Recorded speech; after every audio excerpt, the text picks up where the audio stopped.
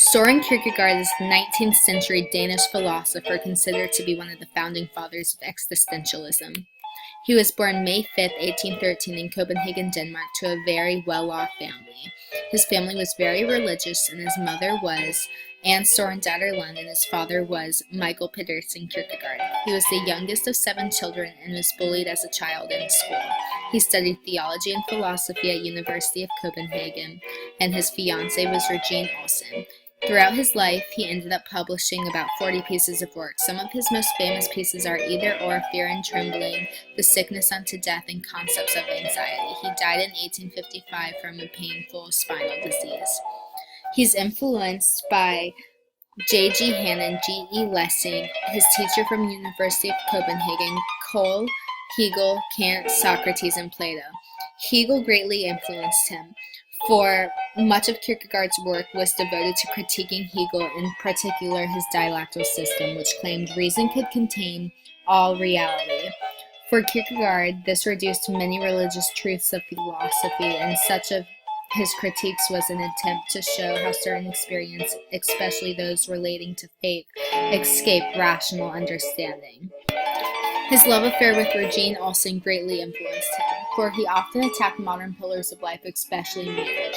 He did believe in love, however, because he was engaged to her for a year.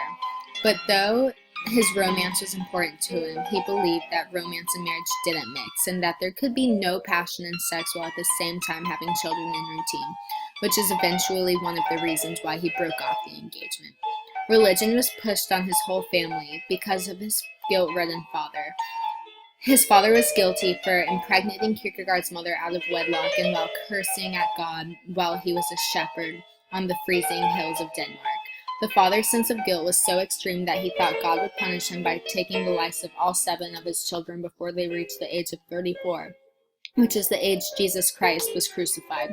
The father's fears eventually ended up ringing true because all of the kids did die before 34 except 2, Søren and his older brother Peter. This brings us to the theme of death. Death could be considered one of Kierkegaard's only themes. By the time he was 22, all of his siblings had already died. When he was a child being bullied, he would not cry, but he would laugh in the faces of the bullies.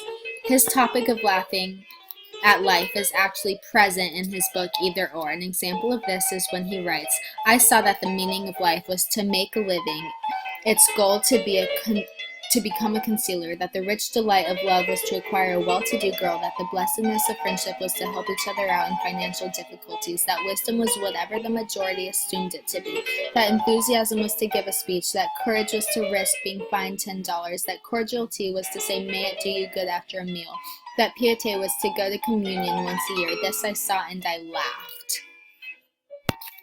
Existentialism is a philosophical movement centering on the analysis of the universe being unfathomable, and the plight of the individual must assume ultimate responsibility for the acts of free will without any certain knowledge of what is right or wrong, good or bad.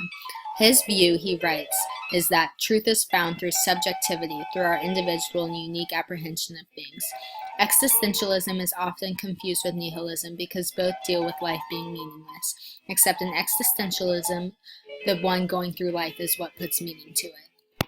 He kept several journals that are still intact and continue to be read and studied by students and professors of philosophy. His influence was first largely in Scandinavia and to German-speaking Europe, where his work had an impact on Protestant theology. In his book Concept of Anxiety, published in 1844, he introduced the word angst, which we still use today. It's understanding how many choices we have and how we have the smallest understanding on how to make these life choices. In this, he writes, life can only be understood backwards but must be lived forwards. Constant angst continues to be in our vocabulary today. He touches on this when he writes, "Anyone who has given the matter any serious thought will know that I'm right when I say it's not possible for anyone to absolutely in every conceivable way be completely content, not even for a single half hour of his life. No one has come into the world without crying. No one asks when you want to come into the world. No one asks when you want to leave. How empty and meaningless life is. We bury a person, throw 3 shovels of earth over him, drive out into a coach, drive back in a coach, and console ourselves that we still have life enough to live." He also introduced taking a leap of faith when it comes to trying to understand religion rather than trying to rationalize it, to take a leap of faith and believing in God. Existential psychologists believe that it's not only important to identify and reduce the symptoms of mental illness, addictions, and other psychological issues, but to go beyond the symptoms, addressing how a person defines meaning, purpose, and a life well lived.